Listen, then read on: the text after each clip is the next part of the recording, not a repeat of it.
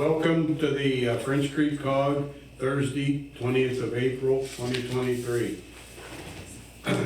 I will start our meeting with a pledge of allegiance to the flag, please. I pledge allegiance to the flag of the United States of America and to the republic for which it stands, one nation, under God, indivisible, with liberty and justice for all. Thank you. We'll have a quick introduction of all the people here. We'll start with Jill. Jill Dunlap, Westmead Township. Rob Horvat, Vernon Township. Gretchen Meyer, City of Meadville. Eric Henry, Crawford County Government. Lyle Hoovler, Salisbury Township. I need a motion to approve the minutes of March 16th, 2023 meeting. So moved. Second. Great. Seconded by Rob, right? Yep. Okay. All in favor? Aye. Aye. Opposed? The ayes have it. Treasurer's report, Mr. Horvath. Not much to report. I think really the only activity we had was we had a $250 check from Cockerton Borough for them to join the COG, which I think we'll be acting on later at this meeting. But other than that, nothing to really report on the treasurer's side. Okay, So I'll need a motion to accept that report. So moved. I'll second that. Any further discussion on that? Hearing none, all in favor? Aye. Aye. Aye. Opposed? The ayes have it. Audit report, Jill. I'm kind of presenting this for the audit committee, who is Renee Hayes, Rose Mumma, and Deb Merritt. They were not able to be here today, so just asked me to pass it along. Basically, they found no issues with the audit, which was done on March 1st out at Vernon Township. So everything is presented, the letter plus then the financials for everybody in the packet. So Okay, that's it. I need a motion to accept that. So moved. Second. Seconded by Rob. Any further discussion on that motion? Hearing none, all in favor? Aye. Aye. Opposed? The ayes have it. We have to approve payment of a $200 PA COG dues. I'll make that motion. I'll second it. Any further discussion on that? Hearing none, all in favor? Aye. Opposed? The ayes have it. I need a motion to approve, unless someone else wants this, delegate for the PA COG. If no one else wants it, I guess I'm sort of stuck with it, and Kevin Cole. So moved. I'll second it. Okay. Any further discussion on that motion? Hearing none, all in favor? Aye. Opposed? The ayes have it. We need a motion to accept Cockerton Borough as a new member. I'll make that motion. Second. Seconded. Any further discussion on Cockerton Borough? Hearing none, all in favor? Aye. Aye. Opposed? The ayes have it. Update on the joint bidding for road projects. Jill. Basically, we have the bid opening coming up on April 28th at 1 p.m. for the 7 municipalities that are involved. So hopefully we get some good pricing. I'm not sure because they anticipate the pricing to be a lot higher this year due to fuel prices and pretty much everything else, stone prices. So we'll know more April 28th, and then we'll get the information out to everybody that bids on it or is a member of the bid document. Not so much everybody in the COG, but it's public knowledge, so if anybody wants to know the pricing, we'll gladly share that. Okay. Thank you, Joe. Any other business to come before us today? I just have one thing Yes. that the council government should be familiar with. We are embarking on a long P25 digital radio process, which we can try to extend as long as we can. But the truth be told is the process requires that every fire, EMS, police radio is digitally capable. You can buy digital radios now, but most people have analog. So that's mobiles, portables, paging devices, minuters as they call it. Not only does that have to be replaced, but every console at the 911 center, every repeater at all of our towers, and the first estimate the other day was $18 million. Which, if you want to put that in comparison of cost, it's more of the cost than a judicial center was. It's one of the reasons why we haven't kind of spoke much about our radio tower project, one in Sugar Lake, one on Greaser Road, which we appreciate. We're going to be expanding a few of those, and why we're trying to do that is digital radio is line of sight, so you need more radio towers. If we lease from other folks and we have to pay the leasing fee, it's about an 8-year turnaround to pay for a tower versus your lease cost. We are allowed to use state police towers, game commission towers, any other state entity. We can use those towers at no cost. However, because it's 1,038 square miles across the county, we have to have multiple radio towers to hit that. Why I'm telling you folks that is the volunteer fire departments, the ambulance services, and they can use relief money if they choose to do that. That $18 million does include portable replacement, mobile replacement. We feel, obviously, as a county, there's some departments that can't keep their heat on. And so to replace it, that's not a complete replacement. That is a minimal replacement of a mobile for mobile, and I think 1 or 2 portables per seat in the truck, whatever that is. There's 2 prices. There's infrastructure, and then there's the radios. I think how this is going to work is we're going to do infrastructure first, so the radios aren't outdated. And then when it's time to do the radios, we'll do the radios. What I would say to people is, as we start discussing this comprehensive plan, if you're buying a new radio, it would be time to buy digital radios. We are one of the few counties around left that still haven't done that in the P25 process. It is not an option, it is mandatory, and it has to do with splitting frequencies and usage of frequencies.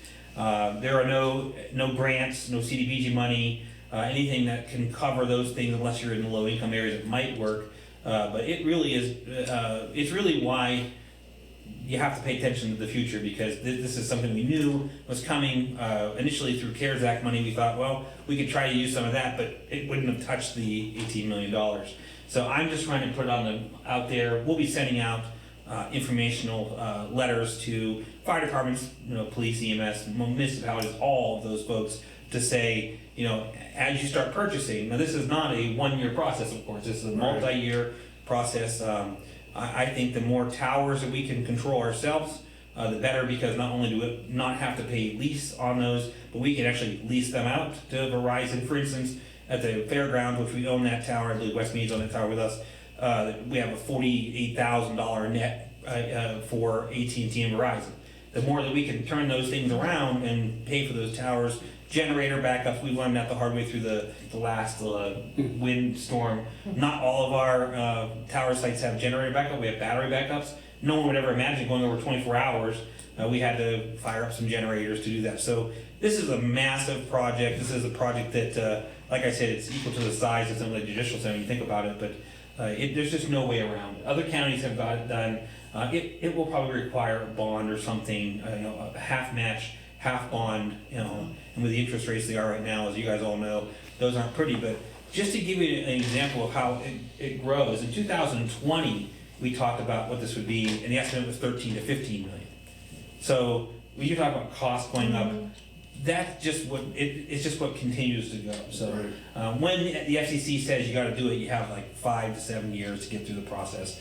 I wish there was a way that we could say we didn't have to do it, but P25s, I think you guys who buy cars, police cars, you guys have started doing that. You got to buy digital radios now, so versus analog.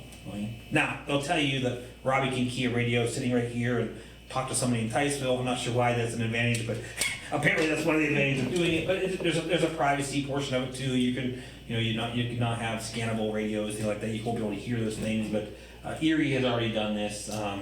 I'd like to tell you that the radio has higher quality and it's better, but if you pay attention to the Erie system, there's all sorts of issues with that too. So you'll see, we might partner with some of you into, if you have property that a tower would work, we might, think about that, or if we have county property that would work, we might think about that. That's all a design. They'll design the system and they'll say, you need, and I'm gonna put a number out there, say 12 and 14 towers. And then you find the spaces to put those towers.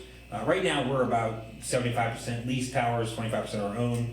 That's why we started this process, the Greaser Road and Sugar Lake. Both are under construction. They both have driveways being built, hopefully soon. Yeah. And you've seen some movement. Good. Yeah, they're working on Good. some of that. And those are about $400,000 a tower site. But with cost of leasing and stuff, it said 8 to 10 years. These will be forever towers, I guess you should call it. So we're going to try and tackle two things: improve cellular coverage for those areas, and bite the bullet here and handle this process. So we've just started the idea. We looked at some global financing numbers from a couple companies that Mobilecom has worked with, but it's really the rough numbers, $16, $18 million. So one of those things that the federal government, I guess, has decided it's important to do, but it's what we're going to have to face. And I feel bad for the volunteer services because I know that buying all that stuff is expensive. That's why we want to make sure we can help them as we can. But it won't cover. I mean, Rob knows from his history. Everybody has portable. We're not gonna be able to buy every portable. And to give you an example, I think the last portables I looked at were $1,200 for digital, $1,500 digital, and the mobiles were $4,000 to $5,000. That's a rough number. We saw some, so that's pretty significant for the department. So we'll see where it goes. We're just a very infancy, but I wanted to let you guys know if you're buying radios, you should be buying digital radios, digital compliant radios. If you're not, then you should start. And that letter will go out to everybody that says that. So. Okay, I thank you. have a couple Yeah, questions. sure. Yeah, Are you able to use water towers? Like, are you working with some of the water companies? There isn't a possibility, of course. It depends on height, location.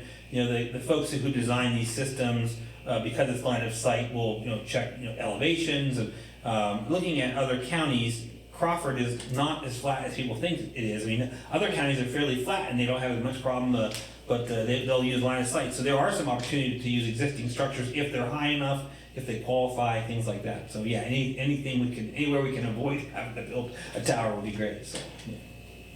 My second question, because we kind of talked about this a little informally, this whole P25. Yeah. So you think this is going to happen? 5 to 7 years will be the time frame, but do you anticipate next year, the year after? What will start that 5 to 7 years? So the reason why we're starting the process is obviously just with the cost. Inflationary costs are rising. So the steel for the towers, the actual computer software, hardware, all those changes. So we think it's a good idea for us because we do have some of our rescue plan dollars left that we want to start by saying, let's design the plan, let's build these towers, and then we'll try to have the infrastructure done, and then maybe the bond would pay for the radios and the mobiles for the fire departments. Like, that's the one thing I want everybody to understand. There are other counties that have said, we're not buying any radios. And we don't feel that's appropriate. We know there's departments on fixed budgets that can't afford all that. They can't use relief money, but so the idea is that that's twofold: infrastructure and then the radio system. So, but that will require townships, burden investment to buy some radios for additional ones you have. But that's really where the cost comes in: the infrastructure first, and then the radio.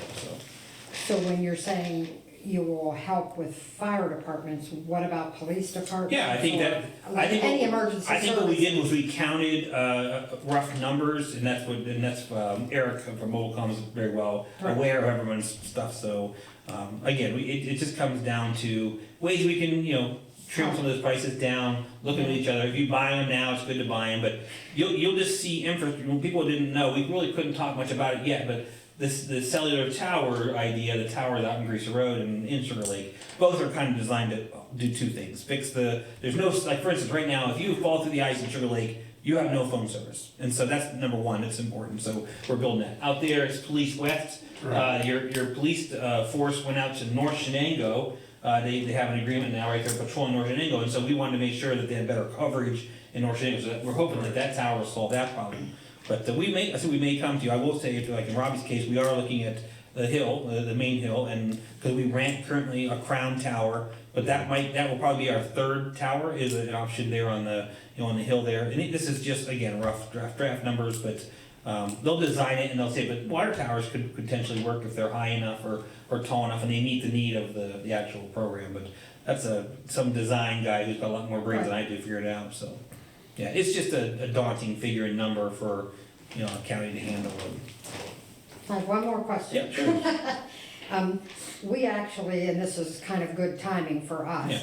We just got a grant that we are gonna, some computers, or, different things through that PCCD. Oh, yeah. So there is funding there, and there was a lot of funding that we couldn't use for certain things that we applied for. But that being said, there's still some funding for additional, I don't know if could the county maybe get some of that? We could look at that, yeah. I'm just saying that may be an Yeah. option where it's about $48,000 for different things that we're eligible for. Yeah, we'll I don't look at know that. if you applied or not for Vernon, but every municipality Yeah. with the police department could apply. So Yeah. that being said, we should, and we're looking at purchasing the digitals. Digitals, good. And maybe we should wait, because there's a 2-year time frame for some of those purchases. Maybe we want to hold off a little Keep bit to their updates, and yeah. kind of wait to, One thing about digital radios, from what I understand, is they're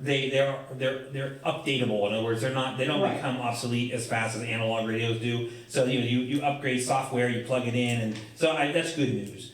We just thought, well, if we're going to tackle infrastructure first, then that's good. Then Yeah, we'll do say that first. now we'll do it. But so I just think you'll hear more discussion about another tower here, another tower here. It's twofold. It's to help offset the cost of the actual build up for the infrastructure, and number two, if we can improve other coverage and things while we're at it, we like to do that. So, but we do lease plenty of towers now, and some are fairly affordable, and other ones are not. So, Yeah. I mean, it's expensive. So, but those are good questions. So, yeah.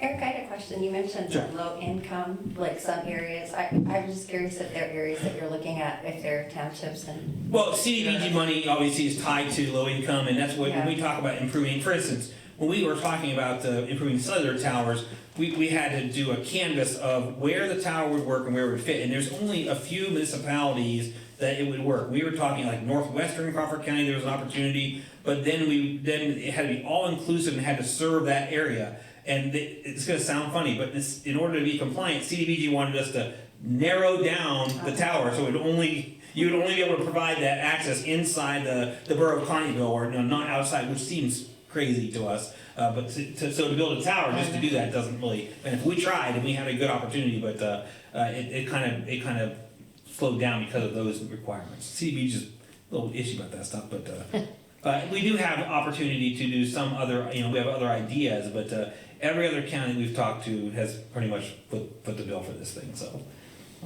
and if we were half the square mileage, it'd be better, but we're not. So, I mean, Lawrence County is a very small county, but more populated. They could do it better. I mean, we're a big county. It's a big county, so yeah. Robbie, you have anything else? No, I'm good. Okay. Thank you, Eric. Our next meeting is July 20th, 2023, and it's going to be right here again at the Chamber of Commerce. unless you want to go somewhere No, else. it's let's up do to it you. here, do it here. Maybe We're we'll being get faster, low attendance. maybe we'll get a better attendance next Yeah, time. Okay. I need a motion to adjourn. So moved. I'll second it. Okay. We are adjourned. Thank you.